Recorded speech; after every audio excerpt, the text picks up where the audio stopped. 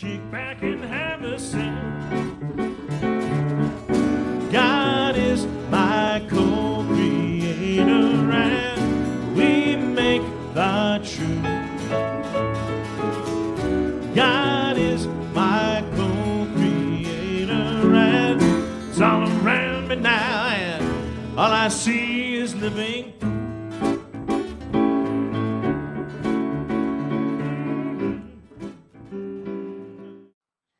That was some kind of fun. Thank you, Steve.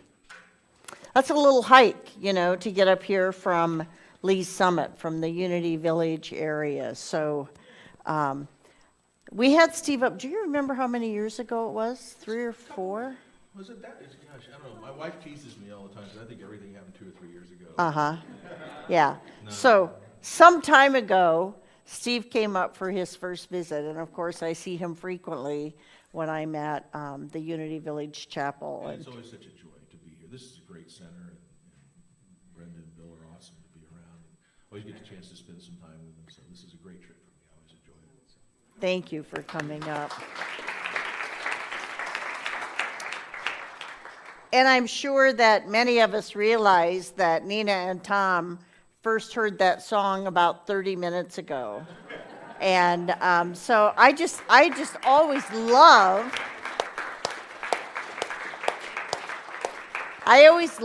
watching the creative energy of Spirit put together, just great music mojo.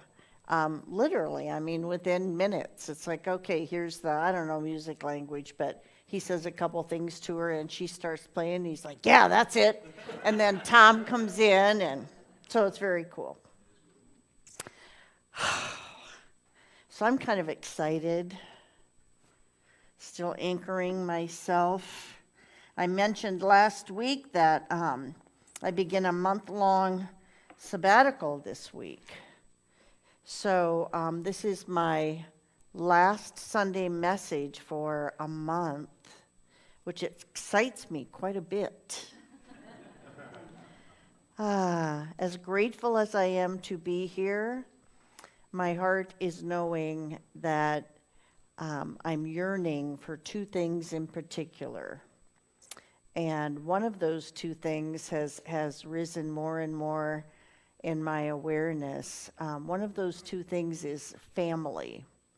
In the ministry, we have the privilege of working every weekend, and we have the privilege of working most holidays. So we do not have the privilege of being with loved ones during those special times.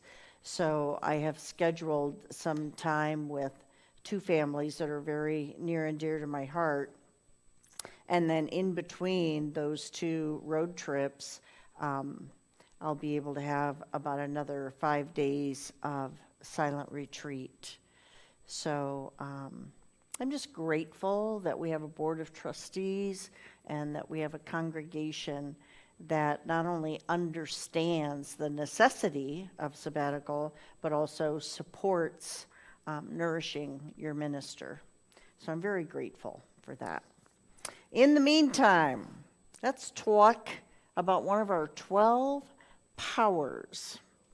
Paula has been hosting a group on the first Sunday of each month, and I decided, since we're so close to the beginning of August, that I would go ahead and jump in with an intro to our upcoming divine faculty that is called Will. Unity co-founder Charles Fillmore first wrote about the 12 powers in 1912, which was a little while ago, more than a couple years,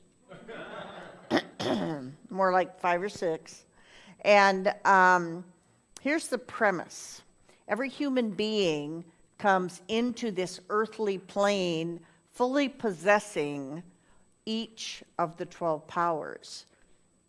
So as we read about them, as we discuss them, as we learn about them, we learn at deeper and deeper levels how important it is to be able to, I guess I would say, align with or identify with our 12 powers, and knowing how and when to pull them up and hit the switch and activate them in our lives. Every one of the 12 powers has an associated disciple, a body point, and a color. So our disciple associated with will is Matthew. And does anyone know what Matthew did for a living before Jesus called him to discipleship? Matthew was a tax collector. So you got to have some willfulness to be a tax collector. Probably not the most beloved guy on the block, right? And also a little thick-skinned. So that's important, that association. Our color for will is silver. And the body point is the frontal lobe of the brain. Will is located just beneath our other divine faculty that we talked about in early July, which is called understanding. So today, as we talk about this faculty of will, it's really important that we know the relationship between understanding and will. Remember our bumper sticker on understanding, knowing that God stands under all things. Spirit is in the midst, yes? So as we study will, let's remember that we can look at understanding as essentially the chief executive officer of our lives and of our daily operations. That's the top dog. And then working with the chief executive officer is our divine faculty of will, which must be under the direction of the CEO. Imagine an officer of operations running amok without any direction from understanding, without any direction from the top dog. Anybody ever worked in a place like that? I thought so. I knew that hand would come up. That's a good one. So we're drawing on several resources today. Most or all of these are available in the Sacred Grounds and Books, either in the bookstore or in the lending library. We have William Warch, How to Use Your 12 Gifts from God. We have the great Reverend Paul Hesselbeck with Power Up. We have Winifred Hausman, Your God-Given Potential. We have, of course, Uncle Charlie, The 12 Powers of Man, The 12 Powers of Everybody, and the great Phil Pearson. This is the newest book on the block. It's called The 12 Freedoms. So I read all these many times over, and you're welcome. You're welcome to jump in there because you sure do learn a lot every time you do a little studying. Here's my bumper sticker on the divine faculty of will. It is our ability to make choices, based on spiritual understanding. Makes sense? So again, we're not making choices in a vacuum, like, bull in a china shop. We're making choices with the platform of understanding. And I love what Reverend Phil Pearson in the 12 Freedoms had to say. Will is our ability to determine what we intend to take place in our lives. Pretty cool, huh? It's our ability to determine what we intend to take place in our lives. So the key word here is intend, intention. Anybody get in touch with that word? We work with spiritual intention quite a bit in our lives. We've got a couple of options when we think about or start to give shape and form to what we intend in our lives. We can, anybody ever had the feeling that you have this really clear vision and this really clear intention, and then you look up and you watch the movie play out on the screen of your life. And you go, well, who wrote that? So we have intentions, and then life brings it, right? I decided to wear today a necklace that I got from, I think, our 2013 board. And it says, "It is what it is," which is one of my favorite, what's the word I want? Axioms. So we intend what life brings. We can become willing to roll with that. Just roll with it. You know, like GPS, you're going down the road, and then it says, well, my other grouchy one used to say, recalculating, but this one's much more easygoing, and she just says, make a U-turn. So, like, do you stop the car and get out and quit the road trip? Right? We roll with what is. Oh, make a U-turn. Good suggestion. Otherwise, I could have driven another few hours out of my way. So that's one option. Or we become willful about that intention, about that vision. By God, this is what's going to happen. This is how it's going to happen. This is what it's going to look like. Anybody ever had that kind of energy about really, really wanting something in your life? So that's called being willful, because when that's our intention and our vision, and then we look on the movie screen and it's not right, then we dig in our brakes, right? We stop the car and get out of the car and go, this road trip's over. That's another option. Willfulness can be ascribed to ego, which in my opinion is a highly disparaged term. I really adore how Pearson, Reverend Phil, described it. He wrote that ego is a center of awareness that is reflective. Interesting.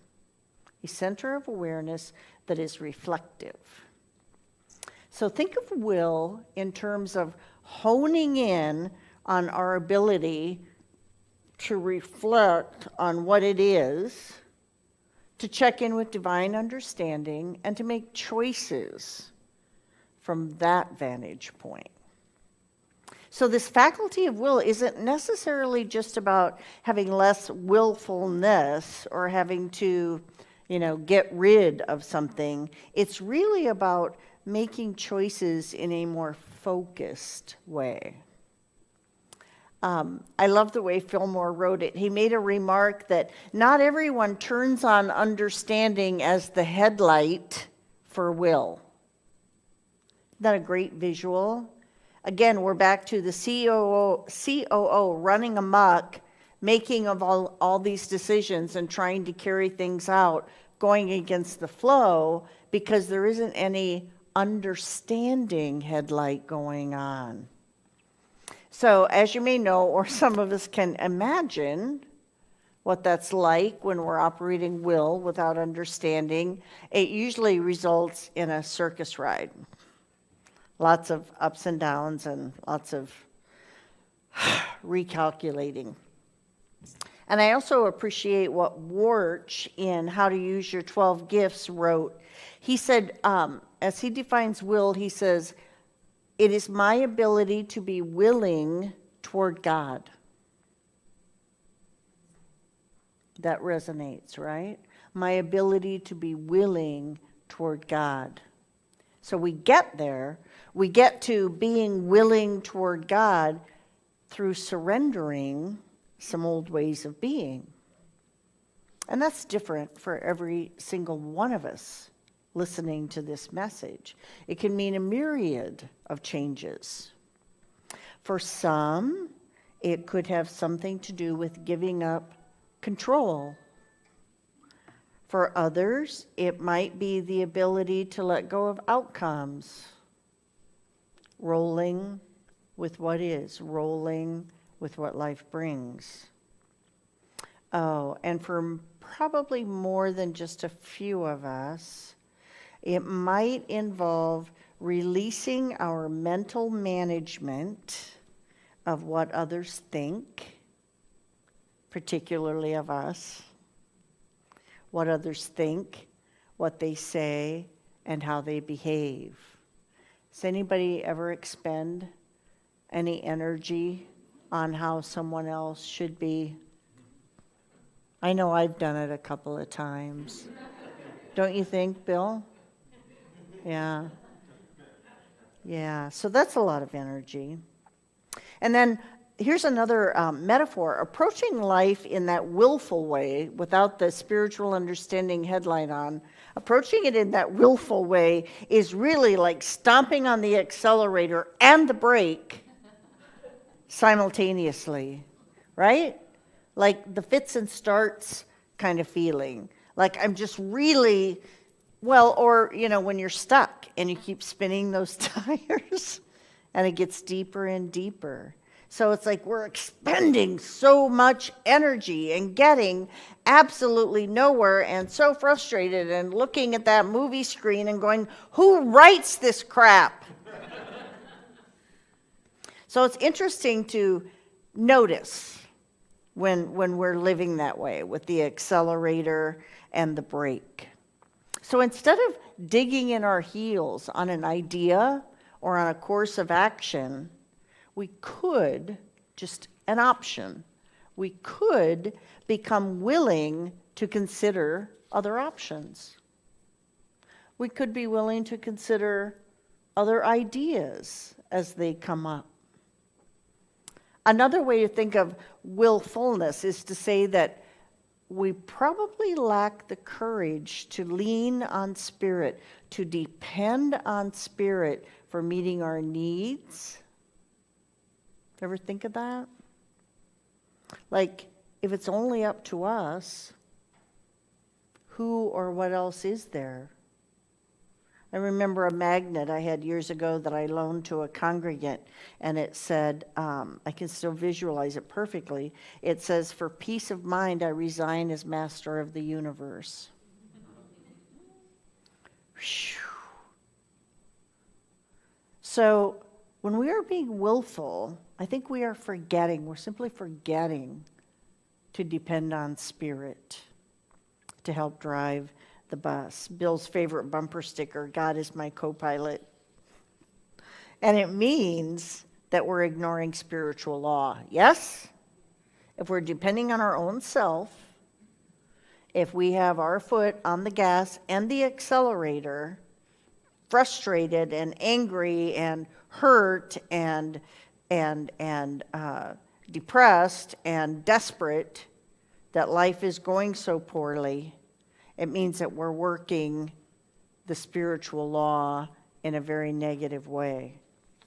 I love this quote from Warch.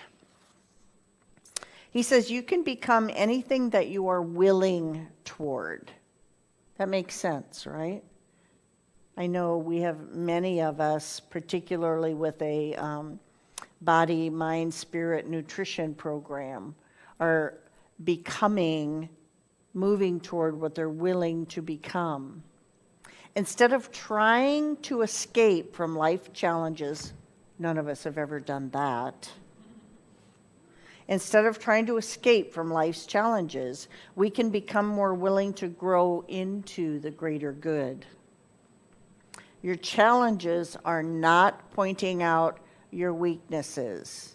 So could we say that together? My challenges are not pointing out my weaknesses. One more time. My challenges are not pointing out my weaknesses. They are identifying for you those gifts in which you need to develop awareness. So in essence, our challenges are pointing us toward one of our 12 divine faculties, toward one of our spiritual gifts. He says, turn to Christ within and meet the gift or the ability that will overcome the challenge through you. Best way out is through. The Reverend Robert Brummett always said. There's a lot to digest in that thought.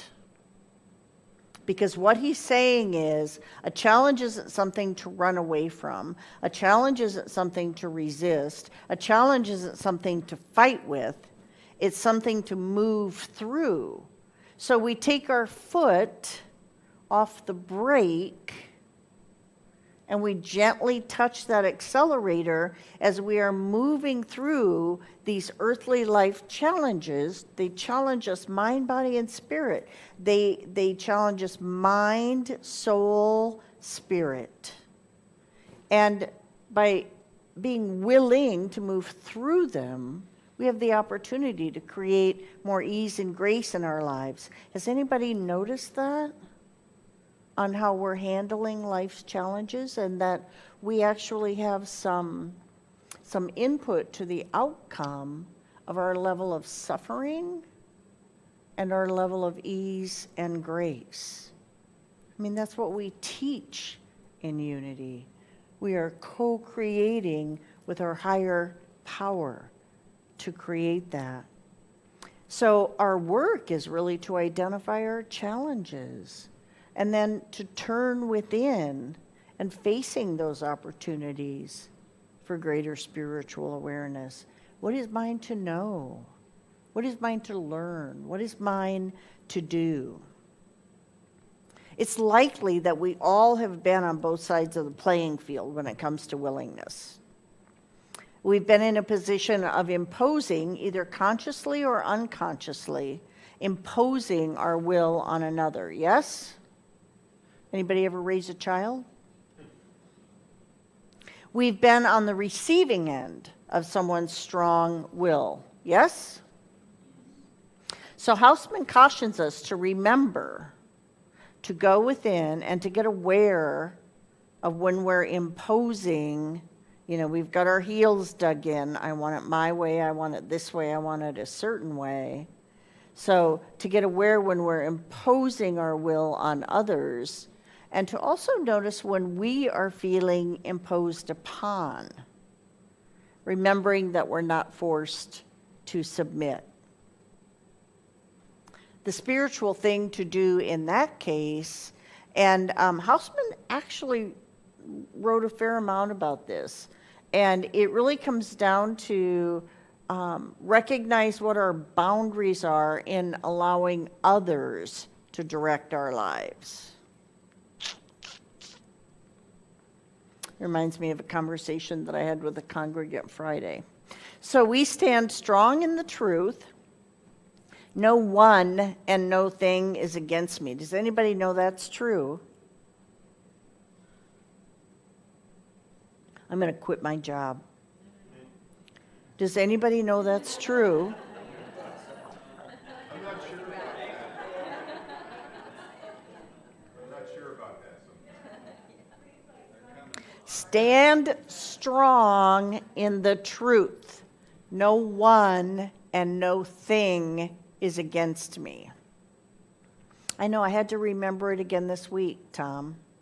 It took me probably a day or so, because I was feeling defensive and touchy and hurt, and then I went, oh, I think I know something about this pothole. We have no one and no thing to resist. True? I have no one and no thing to resist. Please?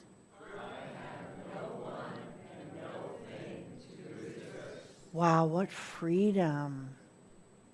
What freedom. I have no one and no thing to resist. Also, in this whole ball of wax that Hausman wrote about, there's a reminder that part of our role, our task, is to allow others the freedom to their own will.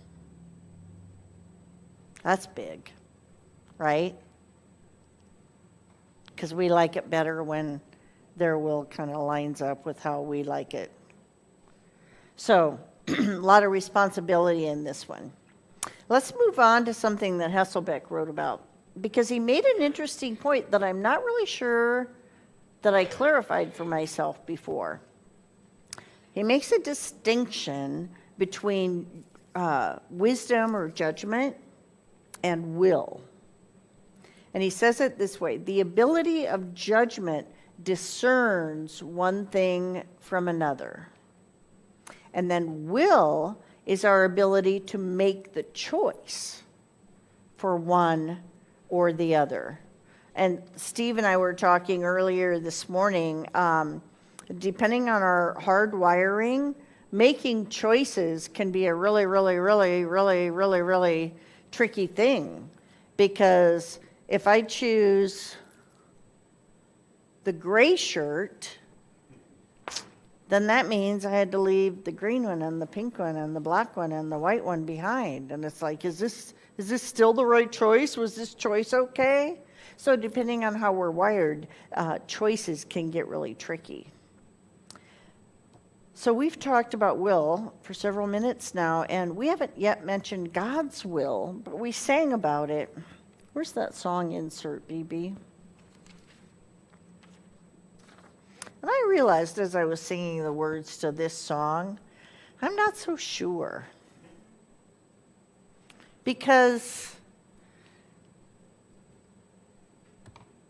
what is God's will for me? Anybody feel like really solid in that question, that answer? What is God's will for me? To be the best person I can be. The best Ruth I can be. To be the best Ruth I can be. Anybody else really solid in what God's will is for you? Yes. Perfect happiness. Which is another interesting distinction, because Mary's perfect happiness might not be my perfect happiness. So there's a degree of individualization there, yes? It's an interesting rabbit hole, God's will, God's will. We hear about it, especially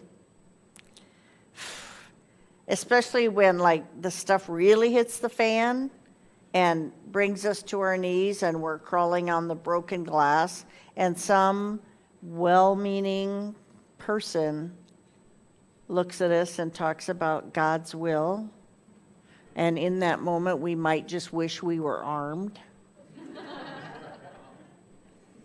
You know, it can be used very inappropriately.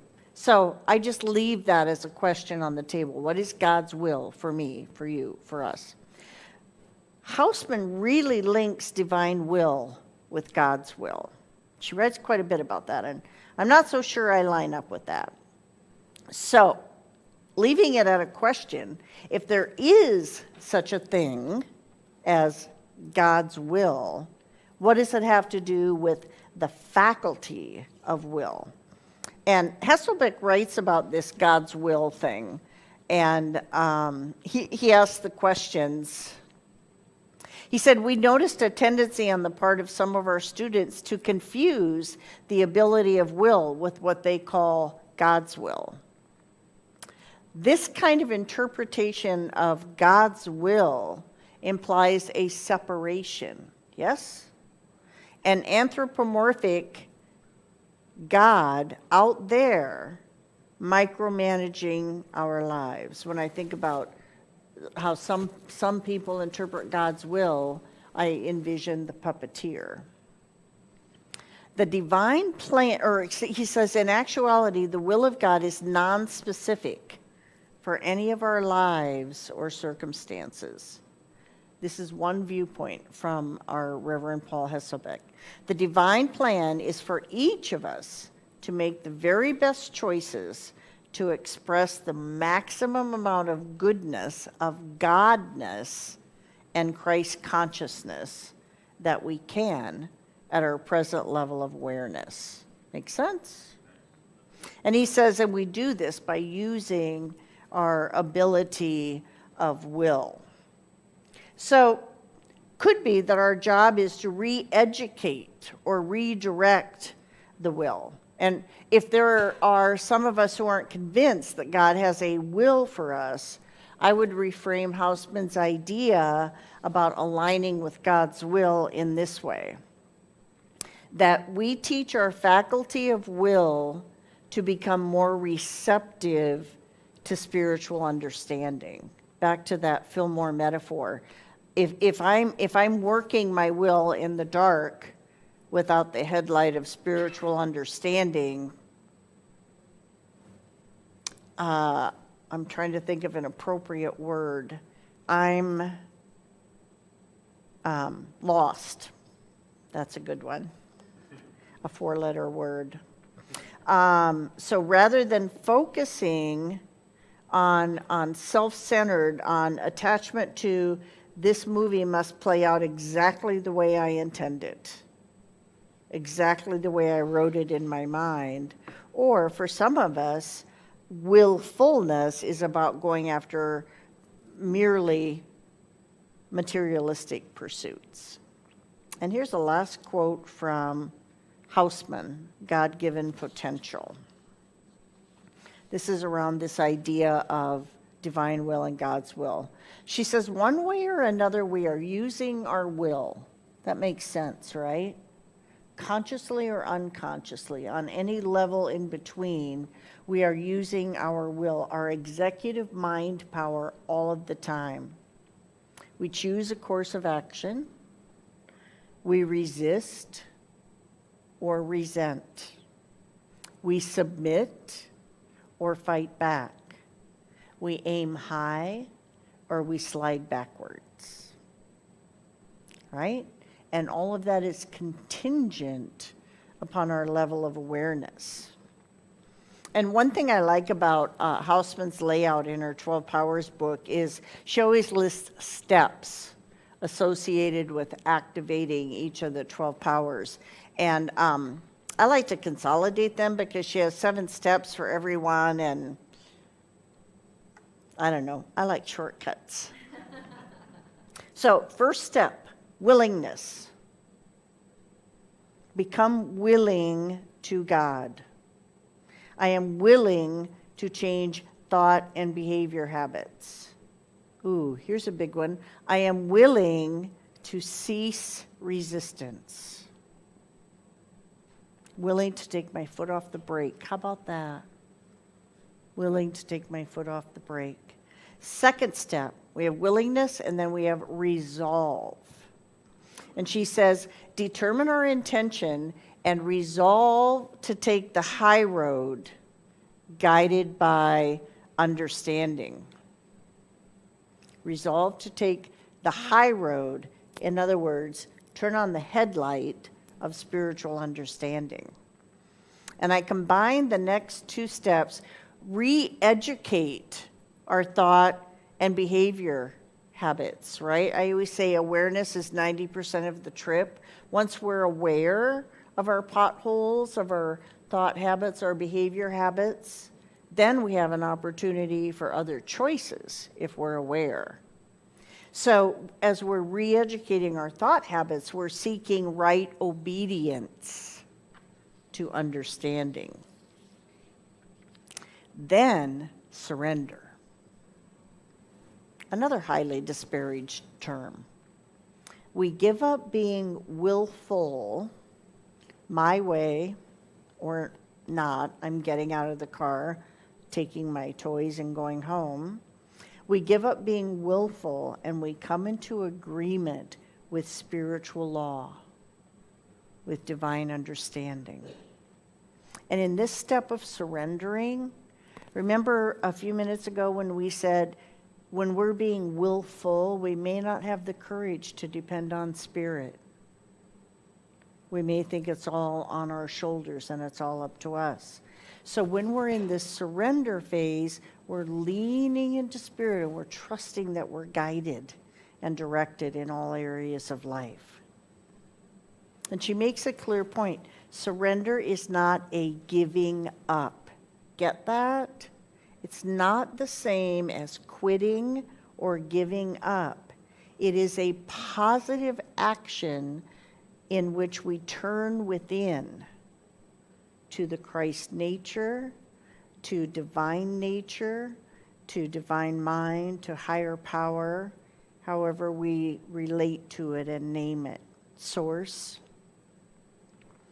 So all of that brings us to oneness. All of that brings us to a place of greater harmony. Harmony with divine mind, harmony with Christ consciousness, harmony with divine nature, harmony with life, love, law, mind, principle. So as we settle into our seats this morning for a time of meditation, note these steps: willing, resolve, re-educate to obedience, surrender, and oneness.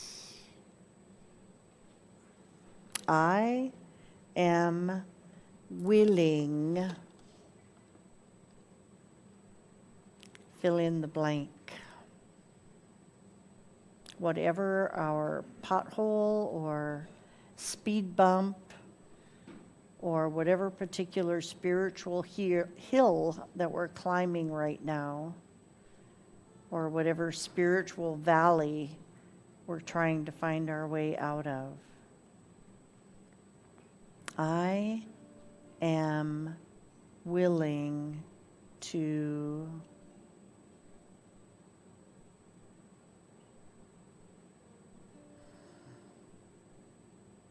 and let us look for the deliciousness of simply breathing in to that blank.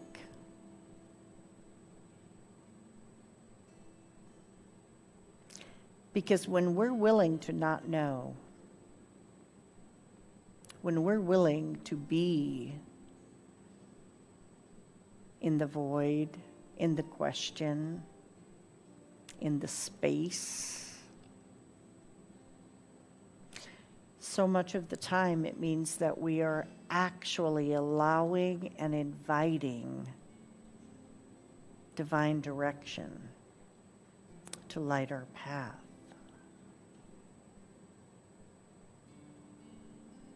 So as we head to the sacred altar of silence this morning, I invite us each to take our thought. I am willing to be still and know that I am. Be still and know.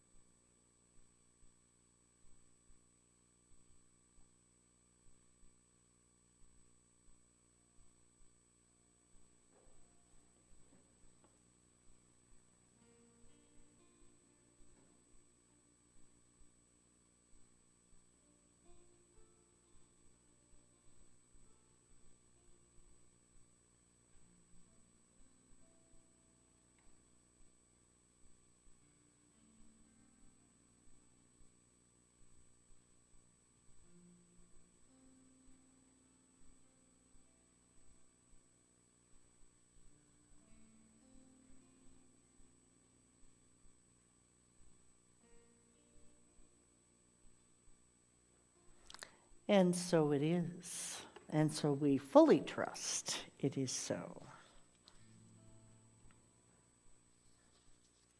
Thank you, Steve.